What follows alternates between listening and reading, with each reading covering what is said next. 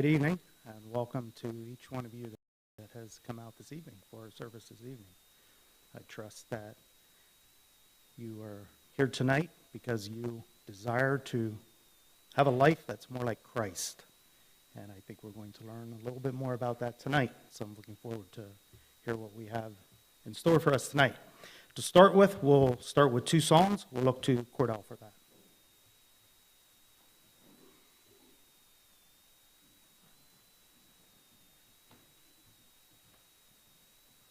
Good evening.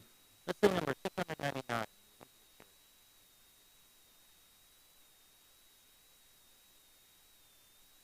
Number 699.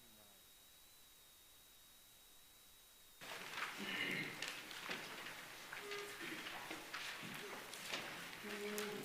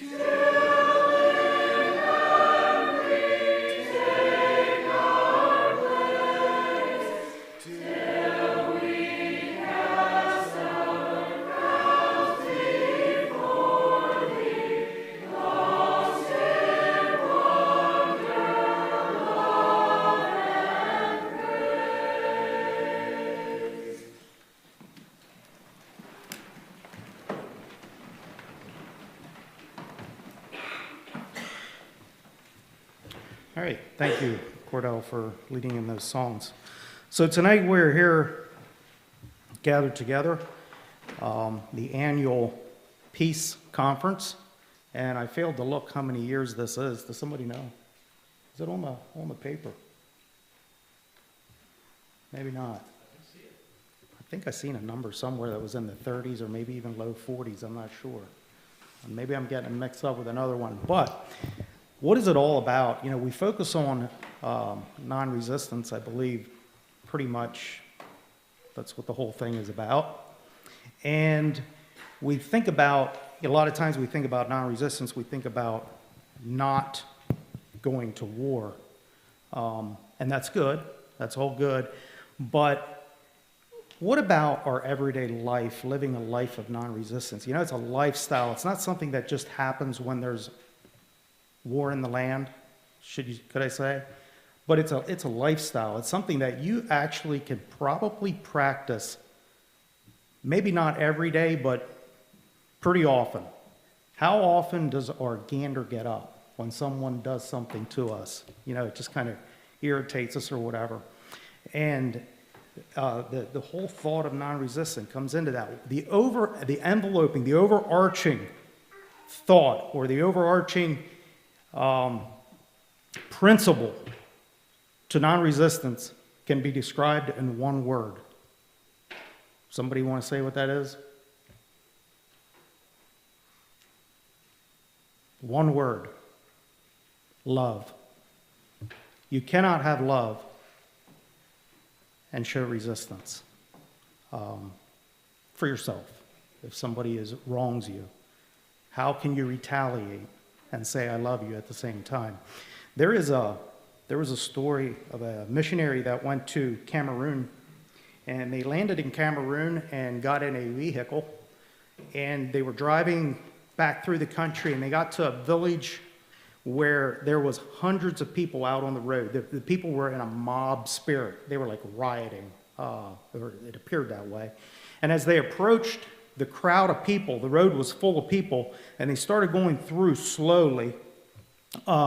They saw along the side of the road some tires, 3 tires, that were stacked up and partly burned, melted. And out of the top of the tires, they saw hands like this, charred, burnt. So they stopped and pulled over, and they talked to there was 2 police officers there, and they talked to the police officer, and they said, what's going on? And the police officer said, well, the individual that was in the tire, he took a machete and killed his wife. And his wife's brothers and family sought restitution, retaliation. So they stuffed him in a tire, doused him with kerosene, and lit him on fire, alive. And we just think that, how horrible. But when we don't have God's love, when we don't have Jesus' love in our hearts, there is no stopping.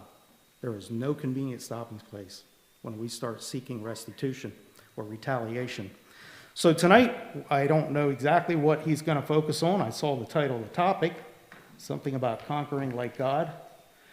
So we'll wait to hear what he has for us. But before that, why don't you come up here? Everybody stand. We'll have a word of prayer and turn him loose. Father in heaven, we come to you this evening. We thank you for your son, Jesus. We thank you for the love that you have shown to us. We were sinners. We were lost. We have wronged you, and we did not deserve anything but death, anything but hell. But you, out of your love, you sent your son Jesus into this world to show us how to live, and he showed us perfectly how to live, how to relate to so many different situations. He is the perfect example of someone that lived a life of non-resistance.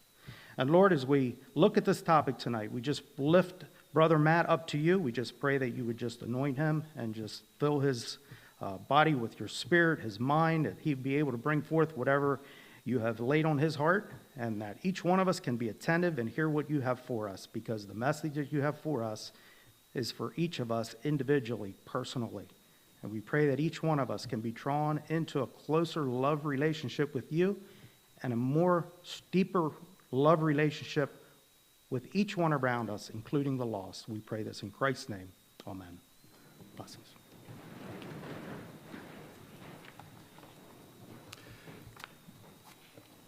Well, good evening, everyone. It's good to see everyone that's here. Last evening, I preached this same message or the same talk, and the audience was not so nearly the same age as it is this evening, but I'm glad to see everyone that's here this evening. It's good to see you.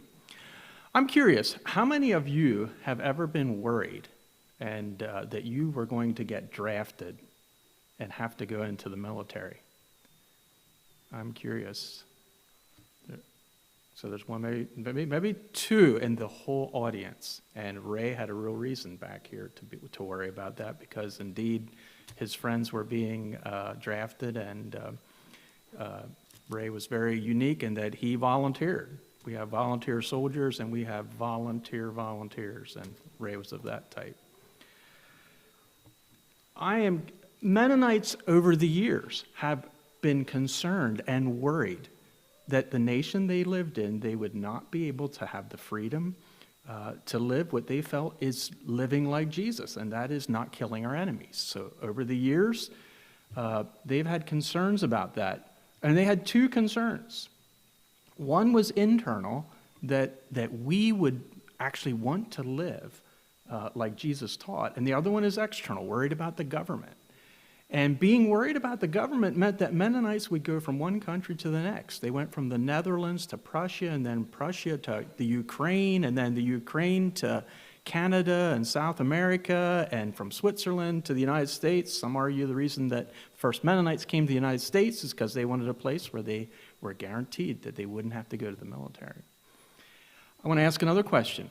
How many of you, how many were afraid of the draft? And none. So if I talk the whole evening about avoiding the draft, there's not many of you who are worried about that. But I have another question for you.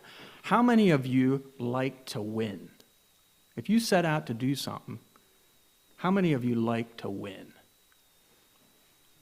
Okay, ladies and men. Only the men are worried about the draft most of the time, although it could come on both sides. Okay, a lot of us like to win. And our topic tonight is conquering like God, winning like God. That's what we'd like to talk about.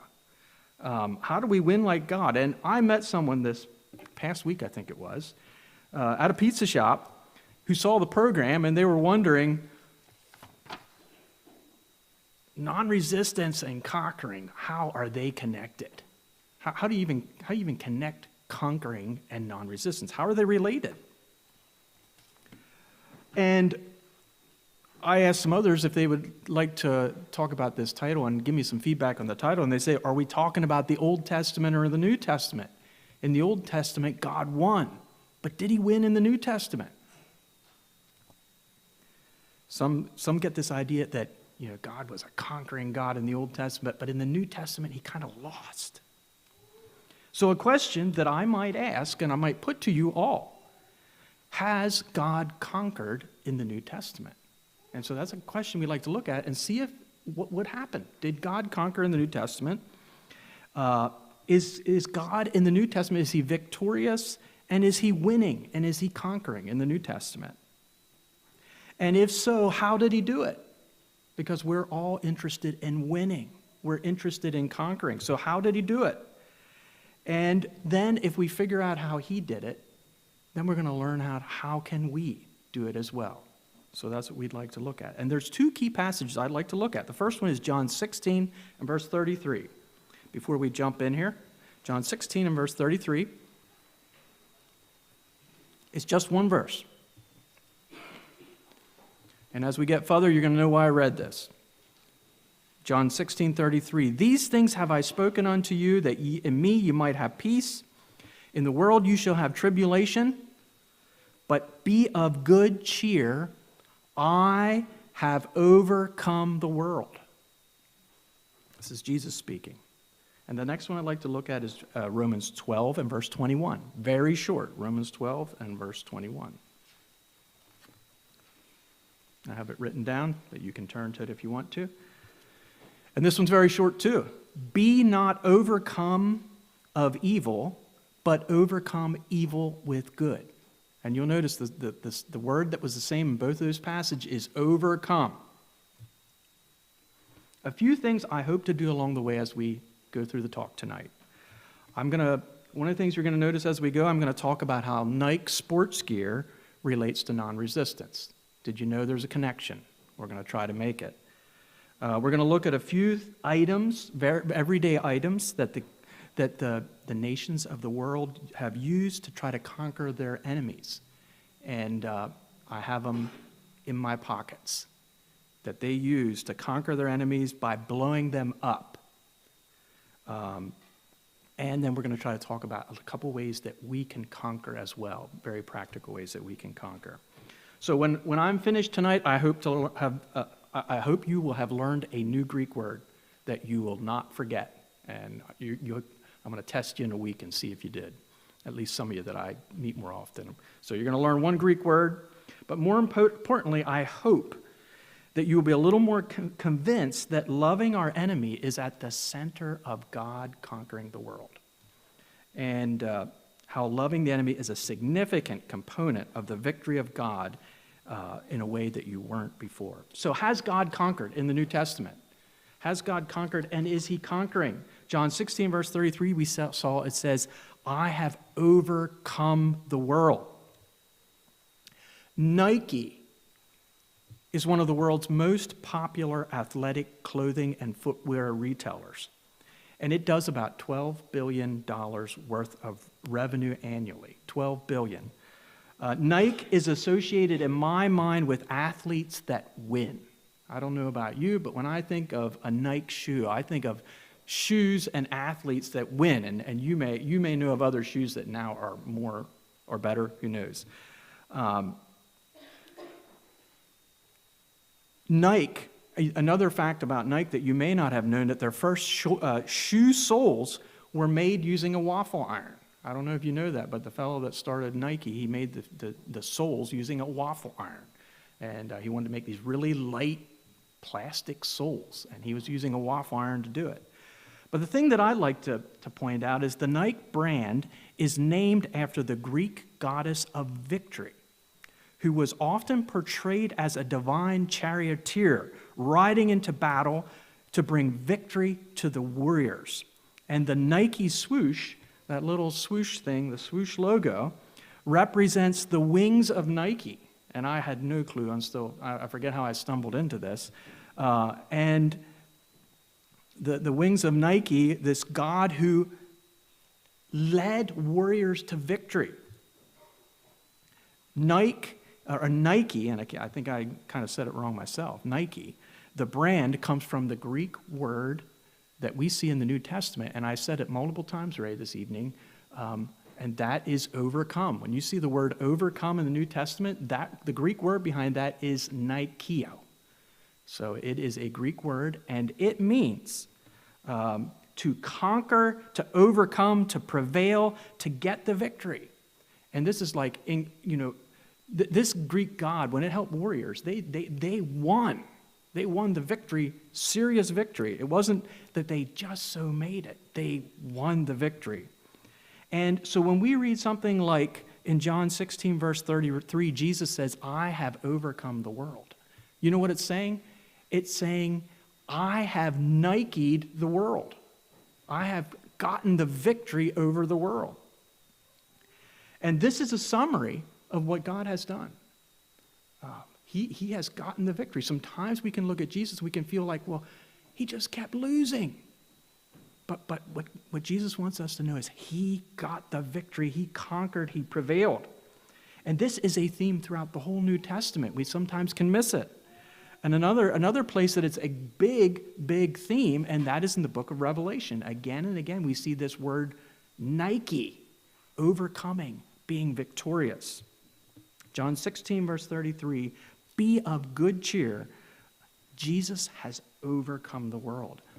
Another place that we can see this idea of Jesus being or God conquering is in Hebrews 2 and verse 14.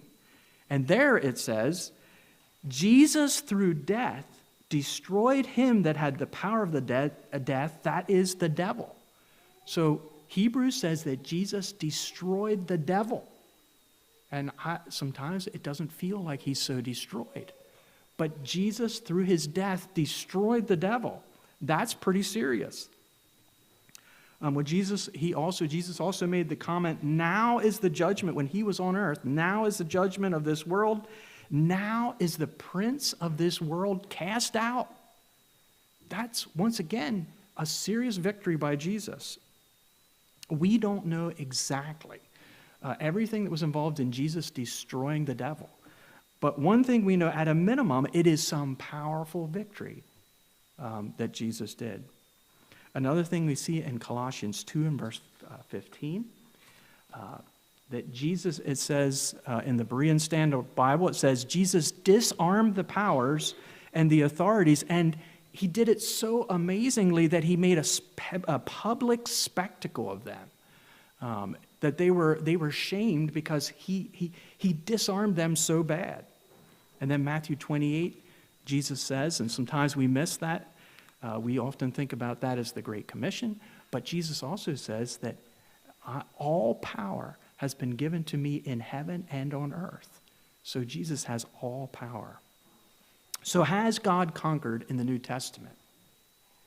Well, he has Nike'd the world. He has been victorious over the world. He has destroyed and cast out Satan. He has triumphed over and disarmed the powers, and he is enthroned and has all power. To me, that sounds like conquering. That sounds like victory. That sounds like Nike to me. So, a question is, that's amazing. So how did he do it? How did God conquer? Well,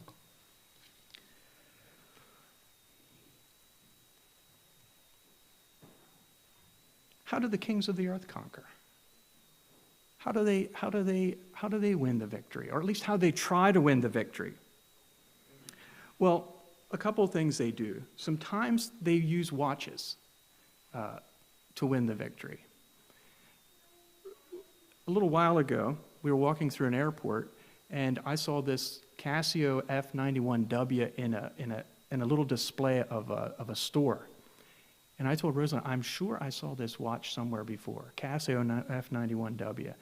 And so I started digging. I said, I'm almost certain when I was going to church 30 years ago, I saw this watch, this Casio F91W. And so I started digging. And I found out that the Casio F91W is the most sold watch in history. 3 million of them are sold every year, and about 120 million of them are in circulation. So right here in front of you is the most sold watch in the history of the world, this Casio. But the watch, it is everywhere, but it's also electronic, and it's a very cheap electronic timer. It has a very cheap electronic timer in it. And so the watch was used so often by Afghani Al-Qaeda as a timer explosive device. So they would use these for roadside bombs. They use it as the timer. They could set the chronograph for 4 hours in the future, hook some wires up to it, and they would have a timer for their bomb. And it was used so often by Al-Qaeda that the Casio F91W digital watch was declared to be the sign of Al-Qaeda. And they would look for people wearing F91Ws. And so I try not to wear mine too often, but they would watch. And interestingly enough, they have a picture of Osama bin Laden, Osama bin Laden was very committed to not wearing anything with a brand name on it. I don't know if you knew that, but he did not wear brand names. But there is a picture of him wearing a Casio F91W, and you can see the brand on it. That's one thing he did wear. How do kings of the earth attempt to conquer? Well, they want to blow up their enemies. On September 17, 2024, there was an unprecedented breach of Hezbollah security. And this one's not live, just to be very clear. There's nothing inside this one. But there's unprecedented breach in Hezbollah's security that led to thousands of Apollo AR-924 pagers to detonate across Lebanon, wounding 3,000 and killing, the numbers I was trying to find, in the tens, but wounded 3,000. And this is a Motorola. It's not an Apollo, but a pager. And then just one day later, exploding ICOM ICV-82 walkie-talkies wounded another 450 and killed another 20. You know, I'm a little shocked at the dreadful deadliness of lowly, everyday things. I don't know about you, but I'm almost a little concerned about ordering a Chinese pager now. Not that I've been ordering lots of Chinese pagers, although I was a little, this is not mine, this is someone else, this is a ham radio, somebody else's ham radio, and I'll admit, they're so affordable, I kind of was thinking about buying one, but it makes you think twice. But we now know how the nations of this world try to conquer their enemies, but how does God get the victory? Well, I have 12 items, and I'm going to run through them very quickly, but listen closely, because these are powerful ways to get the victory. And the first one is, he became God with us. That's one way that God got the victory. In Matthew 1:22, she shall have a son, and she shall call his name Emmanuel, which is being interpreted, God with us. You know, that is one way that he got the victory. He was willing to come down and be right with us. You know, one of the things that we know about what's one thing that you know about powerful, important people like presidents? Access to them is carefully guarded because it's dangerous to be close to all kinds of people. But you know, that's how God was victorious. He took that risk to be close to us.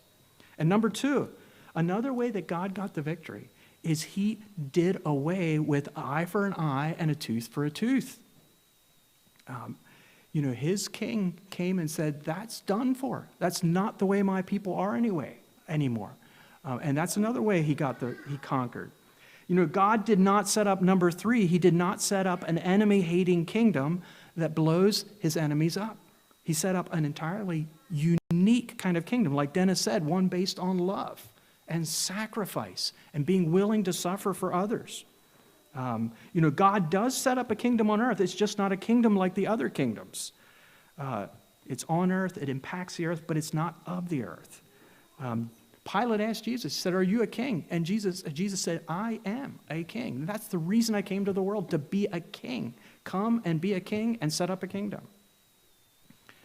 The next one, God the Father sends rain on the just and on the unjust. You know, he does good to good people and bad people.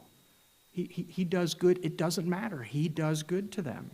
He is not like publicans who do good to their friends, but not to people they don't like. He does good to all of them. He proclaims the gospel of peace. Luke 4:18, Jesus came and he said, the Spirit of the Lord is upon me because he hath anointed me to preach the gospel to the poor and to help people. And it says some of the people got angry and did not like him because of the gracious words that proceeded out of his mouth. They wanted an Al-Qaeda to blow up the Romans. And that's not what he was. But it's the way he got the victory. He came in weakness. That's another way God got the victory. He came in weakness. And that's the way he won. That's the way he destroyed the devil. Another one is God sacrificed for his enemies. Romans 8 and verse 31 to 39. He died for them while they were yet his enemies. That sounds like what we're called to do with non-resistance. You know, we sacrifice and we're willing to even give our lives for those who are enemies. Romans 5 and verse 10, while we were yet enemies, he made tremendous effort to help reconcile us. Colossians 1:22, while you were sometimes alienated enemies, he hath reconciled. That's what he did. Another thing God did is he laid down his life for us. 1 John 3:16, hereby perceive we the love of God because he laid down his life for us. He laid it down.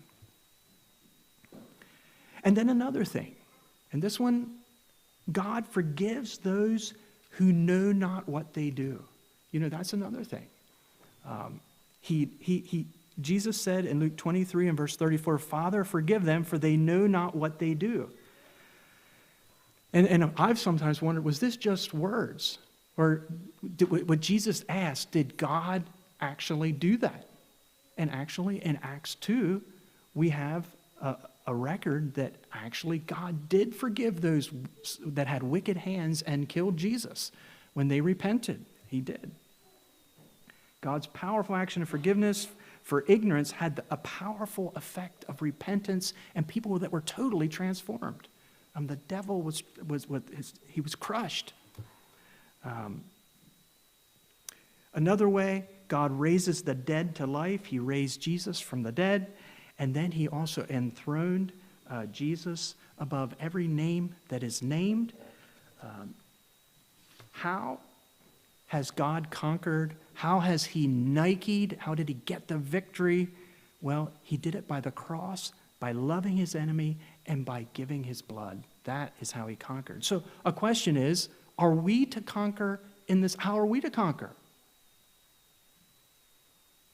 Exactly the same way. In Ephesians 5 and verse 1, it says, "Be ye therefore followers of God." We're supposed to just follow God and do exactly what he did. So number one, we're supposed to be God's presence with other people. This is how we conquer in 2024, by being God's presence to other people. In Mark 16 and verse 15, Jesus said unto them, "Go ye into all the world." And you know what? Just like Jesus coming from glory to earth, it was dangerous. It wasn't very safe. This is not what kings do. Kings don't go in all of the world. Presidents don't go all into all the world where it's dangerous. They stay where it's safe. But we are called to be God's presence all around the world, wherever. And that is the way God conquers through us. We need to be God's presence. We need to be a neighbor to those in need. In Luke 10, verse 36, there was someone that had a need, and there was probably some risk involved in helping with the need. But they helped, and that's what we are called to do as well. We are called to put ourselves out there in various ways so that we can conquer like God. We need to put ourselves out there. We need to go into all the world, and even sometimes where it's not safe. Now, maybe at your age you want to get a little advice from others about when you should and when you shouldn't. But sometimes as Christians we go where it's not safe, both physically and maybe sometimes we go where it's not safe mentally. Sometimes we have to be with people that aren't so pleasant. We have to be beside them. We have to be with them. And it's not so pleasant. But this is one of the ways that God conquers in 2024. We can tend, and I know I have this tendency, we can tend to not join into others' lives to kind of protect ourselves. We don't have the mental energy to take it on right now. But sometimes we need to let God empower us and be able to be there for people. We can tend to not join in others and protect ourselves, perhaps as a Christian group or as individuals. But being close enough to others means also, to be close enough to others to be a light also means to be close enough that we might get hurt. And I would like to just present to you that is the way that we conquer in our time. That's one of the ways God conquers in our time. 1 John 4 and verse 16, "We have known and believed the love that God hath to us. God is love, and he that dwelleth in love dwelleth in God, and God in him." The next one that I think about that's just like God. We conquer because he came in weakness, and we are called to be weak, but in that we are made strong. 2 Corinthians 12 and verse 10, "Therefore I take a pleasure in infirmity and reproaches and necessities and persecutions and in distress. For when I am weak, right then am I strong." Matthew 5 says, "Blessed are the meek, for they shall inherit the earth." And one of the reasons that people try to blow up their enemies is because they're afraid they're going to lose their land. But we don't have to. Jesus says the meek are blessed. And one of the reasons is because they are 100% guaranteed they're not going to lose the land. They are going to inherit it. Another one, he does away with an eye for an eye. And we are called as well to love our enemies, of course. This is one that we're very familiar with.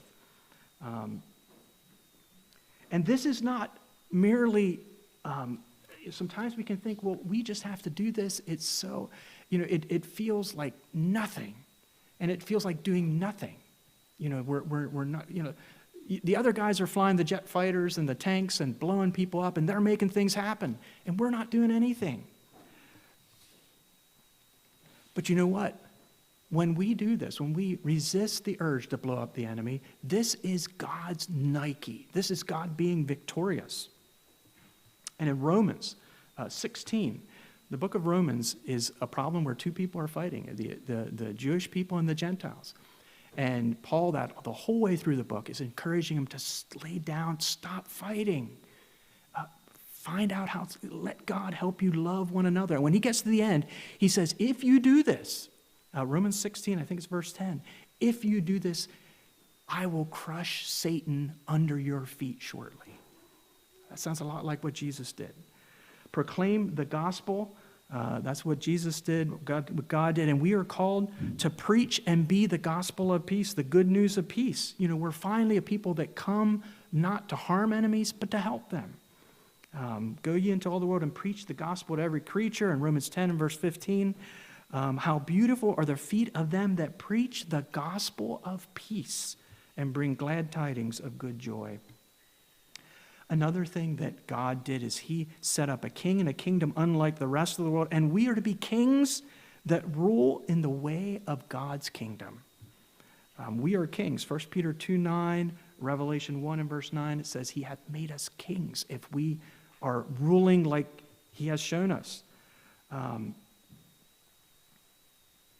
When Jesus was explaining to his disciples that he's going to have to suffer and die, Peter said, he acted like a good patriot. And he said, Jesus, no, you don't. You could defend yourself. You do not have to die. And what did Jesus say when Peter told him, no, you don't have to die. You could defend yourself. You could get out of this. Jesus said, get behind me, Satan. And it's almost exactly the identical words that he used when Satan tempted Jesus and said, I'll give you all the kingdoms of the world. If you just rule like those kind of kingdoms and be like those kind of kingdoms and worship me, I'll give them all. And then Jesus said, get behind me, Satan. Almost the identical same words.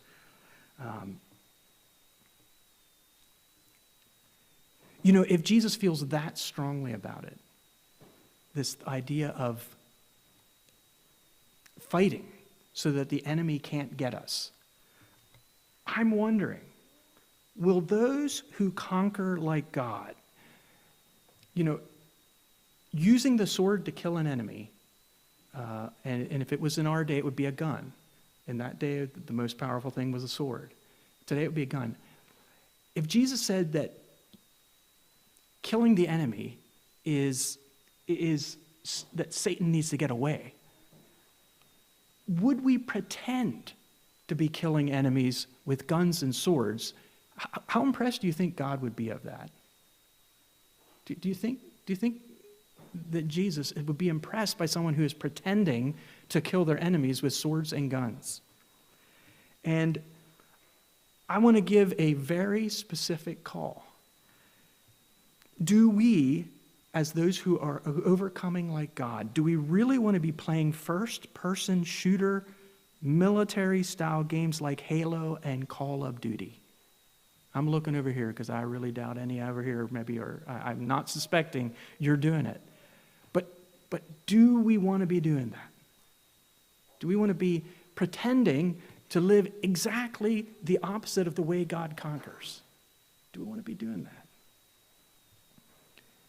Jesus said in Matthew 20, you know that the Gentiles, they use dominion and power, and they coerce their enemies to do what they want and their subjects. But that's not how it is with us. We are not like that. We serve. That's how we do it. How can we be a clear witness to the conquering power of God in today's hyper-politicized world? I would like to give you one tip on how we can do this. We get hammered with news all day, every day. And a question might be, well, what do we do with it? How do we respond to it? How do we talk about it? And I would like to give you this tip. When you hear the news or you're thinking about talking about the news, I would like you to use the Romans 12 and 13 sandwich. Do you know what Paul does there in Romans 12 and 13? First of all, he spends a whole chapter saying our minds are renewed, we don't take vengeance, and he just gives a whole list of the way that Christians are. And then he spends 4 verses, and he says how the kingdoms of the earth are. He says, yeah, they use force to punish evildoers, and it's very important that we obey the kings and the presidents and the governors that we have. But then he ends again with, but for Christians, owe no man anything but to love one another. So on the one side, first of all, the first thing out of his mouth is what Christians are like. Then he spends about 4 or 5 or 6 verses, says what the kings of the world are like. And then he finishes and wraps up and says, once again, how we are to conquer like God. Namely, that we owe no man anything but love. And I would give that to you as a way to process news. When you hear news, the first thing we think about is how would Jesus and God, how does God think about this? What's he thinking? Well, we're not supposed to have vengeance.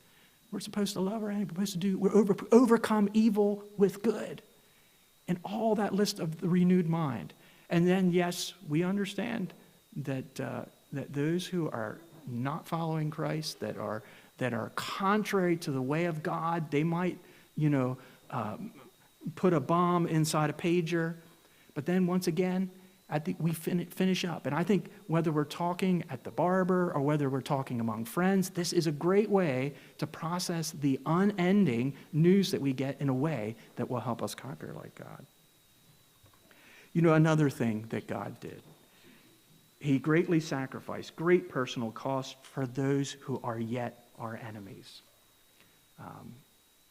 And we are to love our enemies as well. He laid down his life for others. And we ought to lay down our lives for others as well. 1 John 3:16, hereby perceive we the love of God, that he laid down his life for us, and we ought to lay down our lives for the brethren.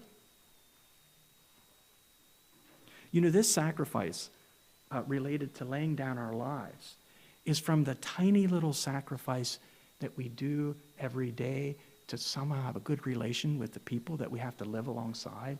It's the whole way from that, the whole way to maybe if there would be some time of intense persecution and we might be willing to give our life instead of, telling where our brothers and sisters are. But the one that we battle today is over here. The little things that we need to do, we need to submit one to another. We need to, sometimes there's people that just rub us the wrong way and we need to put in extra effort. That little, in our day, what we are most often asked for is just a little sacrificing and a little submitting to one another rather than giving our whole lives. Maybe someday we will, but today that's not normally what's happening. And I already said it, but in the book of Romans, we find at the end that when we do that, Romans 16 verse 20, and the God of peace shall crush Satan under your feet shortly, Paul says. That's what happens when we find a way to work graciously with one another. And then another one, God, he gave his child to save the enemy. And I find it very interesting that one of the number one questions that we get asked as Mennonites and other Christians who do not kill their enemies is, the question that's often asked is, what would you do if you were in your house and someone came in and they had a gun and they were going to kill your children, or you would kill them? Well, I want to tell you what God did. He let him kill his child. I find that so fascinating that question that we get asked again and again and again precisely happened to God. And he let him kill him.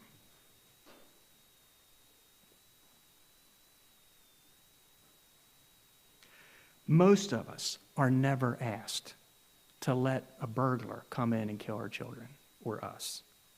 But what would God do if they did?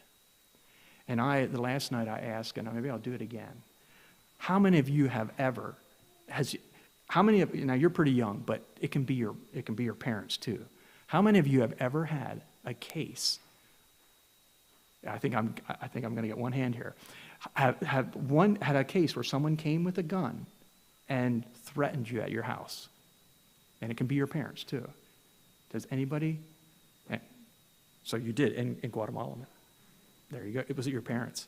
Okay, there we have one. So one person out of this group did. And I think Linda is going to, I was going to say grandma, mom, also had someone that came and threatened with a fake gun, but did threaten. So it does happen. Another thing that I find very extremely interesting is that we are, to overcome like God, we need to forgive those who don't know what they're doing. I just find that fascinating. Often, we think of criminals and burglars. There's kind of this American idea that, if they get on your property, you can kill them. But I wonder how often they know what they are doing.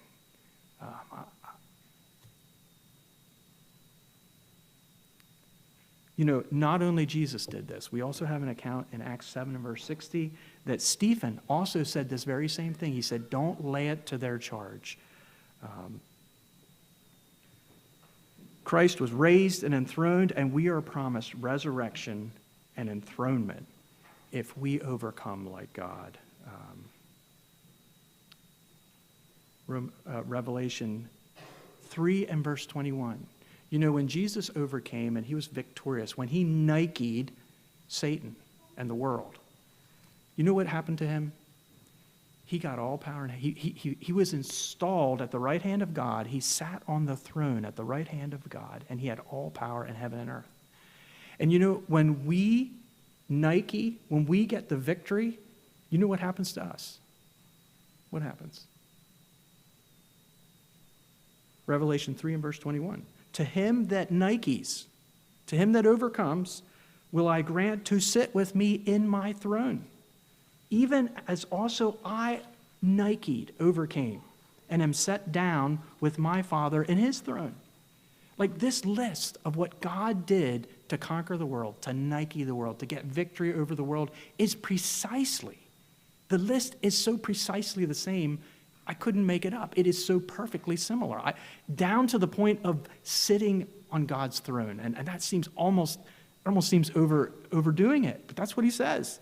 Even as I'm set down in my Father's throne.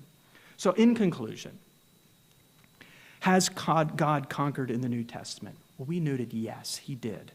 He has Nike'd the world. He has destroyed and cast out Satan. He has triumphed over and disarmed the powers, and he is enthroned and has all power. This sounds like conquering. And that's what I want to do too, and I want you all to do it as well. Then we looked at how God got the victory, and we noticed these 12 things. He got the victory by becoming with us. He came in weakness. He does away with an eye for an eye. He sends rain on the just and on the unjust. He proclaims the gospel of peace. The gospel is defined by peace. He sets up a kingdom unlike the rest in the world. He sacrifices greatly for those who are still his enemy. He laid down his life. He gave his son. He forgives those who don't know what they're doing. He raises the dead, and he enthrones with power those who Nike, who overcome. And I would like to encourage you. Jesus has overcome. And Romans 8, verse 37, it talks about, we are having trouble, and we are, we're not able to pick up guns and defend ourselves, and we are like lambs to the slaughter, the Apostle Paul says. And then he says this. He says, nay, in all these things, we are more than hyper Nike through him that loved us. What it really says, or what it says in English, it says, now in all these things we are more than conquerors. And that word is hyper Nike, through him that loved us. And you know what? I want you all to be hyper Nikes.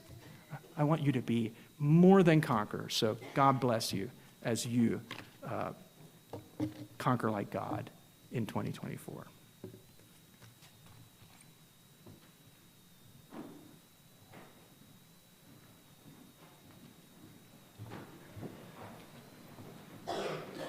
Listening number 906.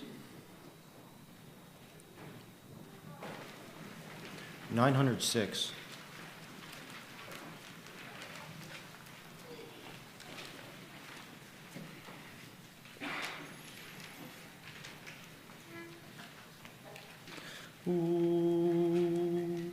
So send I you by grace made strong to triumph o'er hosts of hell, o'er darkness, death, and sin.